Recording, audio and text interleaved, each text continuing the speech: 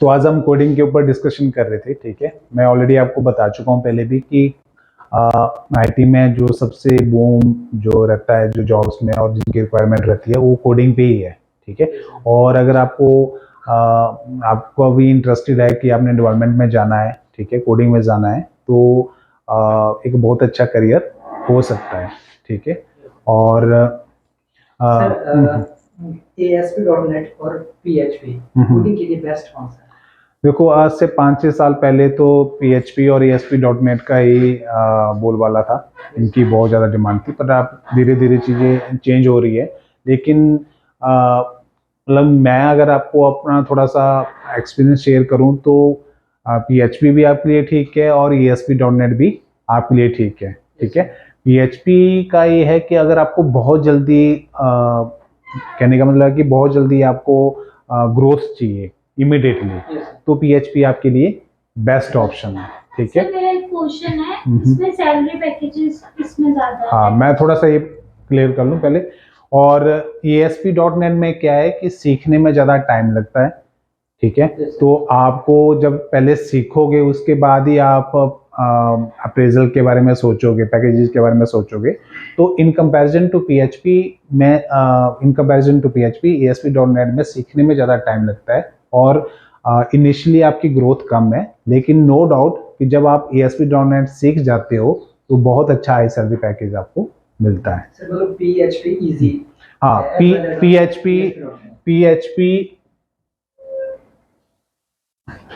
And ASP.NEट, PHP easy है और ये थोड़ा सा हार्ड है। और टाइम टेकिंग कौन है? टाइम टेकिंग भी हमारा ASP.NET है, ठीक है। PHP आप 5 to 6 मंथ में सीख सकते हो, जबकि ASP.NET सीखने के लिए कई बार आपको 1.5 से 2 साल भी लग जाते हैं। सर, इसमें इजी लर्नर कौन सा है, PHP या ASP? ये मैंने अभी बताया कि PHP आपका क्या है, इजी है, ठीक है। आप सुन नहीं रहे हो ठीक है। PHP इजी है और अगर आपको मतलब you are not so skilled in coding में, तो आपके लिए एक अच्छा ऑप्शन हो सकता है PHP। एक चीज मैं और बताना चाहता हूँ, PHP ओपन सोर्स है, ASP.NET एक माइक्रोसॉफ्ट का प्रोडक्ट है। मतलब आपको कई इसमें काम करना है ASP.NET में तो लाइसेंस भी लेना पड़ता है, जो कि PHP में कोई भी काम कर सकता है, ठीक है। हाँ जी। तो सर इसकी बेसिक लैंग्वेज मतलब हम सीधे डायरेक्ट ASP.NET सीख सकते हैं कि कुछ पहले सीखना पड़ता है? कुछ सिंपल नहीं, लेकिन अगर आपने जैसे C+, हाँ बहुत इंपॉर्टेंट है। अगर जैसे आप बीटेक करते हैं, MCA करते हैं, तो आपको C या C++, कुछ लोग पाइथन भी कर लेते हैं, ठीक है। ये चीजें आपने पहले ऑलरेडी कॉलेज टाइम में ही आप स्टडी कर लेते हो, तो आपको एक प्रोग्राम का स्ट्रक्चर पता लग जाता है, ठीक है, कि कैसे प्रोग्राम्स बनते हैं, इफ एल्स कैसे लगता है, लूप कैसे काम करता है, ठीक है। उससे आपको जब और वो चीज जब आपको समझ में आने लग गई, तो इसका मतलब है अगर आपको लॉजिक समझ में आ रहे हैं, प्रोग्राम में क्या होते हैं, लॉजिक होते हैं, और लॉजिक आपको समझ में आने लग गए, तो इसका मतलब है कि आप कोडर की तरह सोचने लग गए, ठीक है। तो कॉलेज टाइम से ही आपके इंटरेस्ट का, अगर किसी को समझ में नहीं आ रहा जैसे कि ये हो गया रहा है, तो डेफिनेटली उसके लिए थोड़ा सा बहुत मुश्किल है। सर, मुझे अभी भी पता लगा, जैसे आपने बोला PHP में C++, पाइथन। नहीं, मैं ये कह रहा हूँ कि C++ ये बेसिक लैंग्वेजेज हैं। स्टार्टिंग कहाँ से कोई भी कैंडिडेट करता है, C, ठीक है।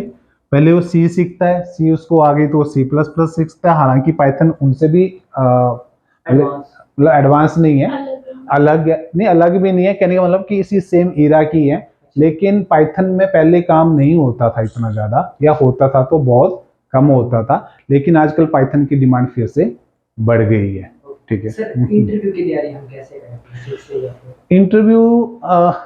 इंटरव्यू इंपॉर्टेंट है, लेकिन मैं दोबारा रिपीट करता हूं, जैसे अगर आप बीटेक MCA के स्टूडेंट्स हैं, ठीक है। बीटेक MCA स्टूडेंट्स क्या होते हैं कि ऑलरेडी उन्होंने C++ अपने एकेडमिक में पढ़ ली होती है, तो आप बार बार डिफरेंट डिफरेंट प्रोग्राम्स पे काम करिए, और मतलब आपके लॉजिक और आपके प्रोग्राम्स पे आपकी कमांड होनी चाहिए, ठीक है। एक चीज मुझे अभी भी याद आ रही है कि थोड़ा सा आपका एटीट्यूड ना काम करने के लिए भी होना चाहिए, क्योंकि आजकल पहले तो क्या होता था कि जैसे 15-20 साल पहले क्या होता था कि बहुत जैसे होता है ना, किसी ने बीटेक की हुई है उसकी थोड़ी रिस्पेक्ट होती थी, कि अब जैसे कोई बताता था ना वो बीटेक की हुई है तो वो थोड़ा सा फील करता था कि नहीं यार बीटेक की है। और हो सकता था गांव में या पंचायत में एक ही बंदा हो जो भी इंजीनियर बन रहा हो, लेकिन आजकल हर घर में बीटेक एमबीए, हर घर में अगर आप बताते भी तो छुपाना पड़ता है कि मैं भी बीटेक ना पढ़ ठीक है। तो ये वाला सिनेरियो है, मतलब प्रोडक्शन बहुत ज्यादा है, जॉब्स बहुत कम है। तो आपका एटीट्यूड भी जॉब्स के लिए वैसा होना चाहिए कि भाई मुझे करनी है, और अडॉप्टेबल वाला होना चाहिए। मैं एक मुझे अभी ध्यान में आ रहा है कि मैं कोई टेलीफोनिक इंटरव्यू कर रहा था, बीटेक का स्टूडेंट्स था, फाइनल ईयर का था। ठीक है, मुझे मेरे सर ने बताया कि आपने इंटरव्यू लेना, मैं कहा ठीक है। मैं जब इंटरव्यू ले रहा था तो मैंने जैसे उसको कॉल की टेलीफोनिक के लिए, तो फ़ोन उठाया, उसने इंट्रोडक्शन हो गई। तो मैंने पूछा हाँ जी, लास्ट में सब पूछते हैं कि कितनी सैलरी आपको चाहिए। कह रहा सर मेरे को तो 30,000। तो मैंने कहा ठीक है 30,000 आपको मिल जाएगा, काम क्या करोगे? बोले सर काम आप सिखाओगे। ठीक है, तो कहने का मतलब ये है कि बीटे अभी जो बच्चे स्टडी कर रहे हैं उनको मार्केट का नहीं पता हो क्या रहा है। ठीक है, अब उनकी उस टाइम की जो ड्रीम्स होते हैं कि लाइक कि मुझे इतना इतना पैकेज मिले, इतना पैकेज मिले, मिलता भी है लेकिन उसके लिए वो स्टूडेंट्स कैलिबर होना चाहिए। ठीक है, अब एक क्लास में सेक्शन में 120 स्टूडेंट्स होते हैं, वो 4-5 ही होते हैं जिनकी ऑल क्लियर स्टूडेंट्स, ठीक है, जो कि स्टडी करते हैं। लेकिन मैक्सिमम जो बाकी के 100 हैं या बाकी के बच्चे हैं वो कहाँ जाएंगे? उन्होंने भी तो सस्टेन करना है, उन्होंने भी तो सरवाइव करना है। तो आपको वो मटेरियल बनना है कि आईटी कंपनीज में आप एडजस्ट हो सके। ठीक है, आपको क्या लगता है सर, कोडिंग स्ट्रेसफुल जॉब है या फिर क्या हो सकता है? देखो कोडिंग बहुत अच्छा करियर है, लेकिन तब अच्छा करियर है जब आप झील चैलेंजेस लेने में कंफर्टेबल होते हो। ठीक है, अगर आप बिल्कुल घबरा जाते हो, स्ट्रेस नहीं बियर कर सकते, क्योंकि कोडिंग में ऐसा भी होता है कि जाने का टाइम तो आपका कितने बजे का है, 9:30 बजे का या 9 बजे का है, आने का कोई फिक्स टाइम नहीं होता है। Very very important. ठीक है, कभी आप रात के 2:30 बजे आ रहे हैं, कभी आपके 3 बजे आ रहे हैं, आपको प्रोजेक्ट सबमिट करना है। ये वैसे नहीं है कि डिजिटल मार्केटिंग में 6 बजे आपने बैग उठाया और अपने चल दिए। ठीक है सर आपने सैलरी पैकेजेस के बारे में अभी तक नहीं बताया। सैलरी में बहुत honestly in comparison to other sector, ठीक है, डेवलपमेंट में बहुत हाई सैलरी पैकेजेस है। ठीक है, क्योंकि जब आप प्रोडक्शन करते हो, मैं थोड़ा सा आपको ऐसे क्लेरिफाई कर देता हूँ जो आपको हेल्प करेगा।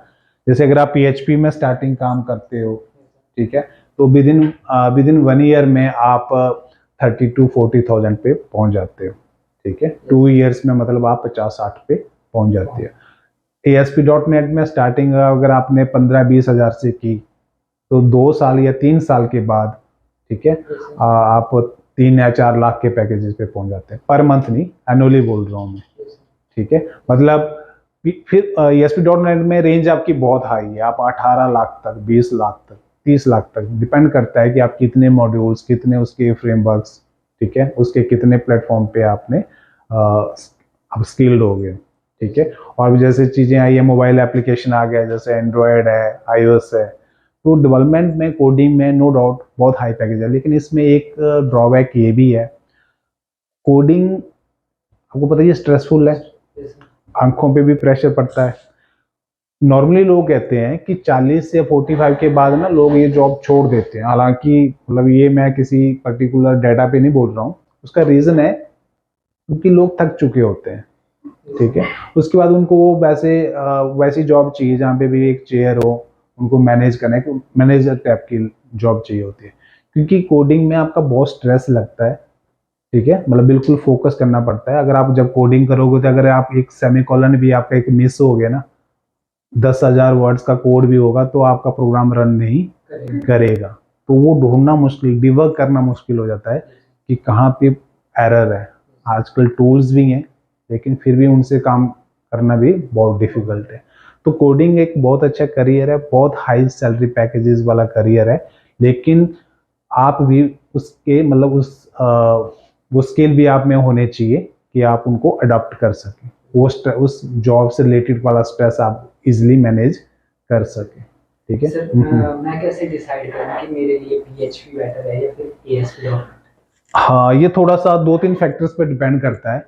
अगर आप देखो छोटे शहर से हो, आप कहीं चंडीगढ़, देहरादून या इंदौर, छोटे सिटीज़ में आप रहना पसंद करते हो, आगे आपका टारगेट है कि मुझे बड़ी सिटीज़ में नहीं जाना, जैसे बॉम्बे, दिल्ली, तो आप PHP आपके लिए बेस्ट ऑप्शन है। उसका रीज़न है कि जो बड़ी बड़ी MNCs हैं, जिनमें बड़ी MNCs में ASP.NET पे काम होता है, छोटी कंपनीज में PHP में काम होता है। तो बड़ी कंपनीज आपको बड़ी सिटीज़ में ज़्यादा स्टेबलाइज है, ठीक है। प्लस एक रीज़न तो यही हो गया। प्लस अगर आपको जैसे ईजी जल्दी स्टार्टिंग में आपको ग्रोथ चाहिए तो PHP अच्छा ऑप्शन है।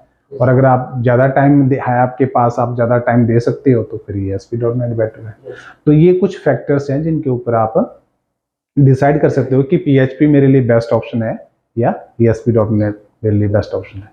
पर नो डाउट कोडिंग एक अच्छा करियर है, हाई सैलरी पैकेज करियर है, ठीक है। बट आपको ये डिसाइड करना है कि कौन सी लैंग्वेज पे आपने काम करना। और एक और भी चीज़ है कि अगर आपको एक लैंग्वेज जब समझ में आ जाती है, दूसरी लैंग्वेज पे काम करना आपके लिए ईजी हो जाता है, क्योंकि आपको उसका सिंटैक्स, उसका स्ट्रक्चर पता लग जाता है।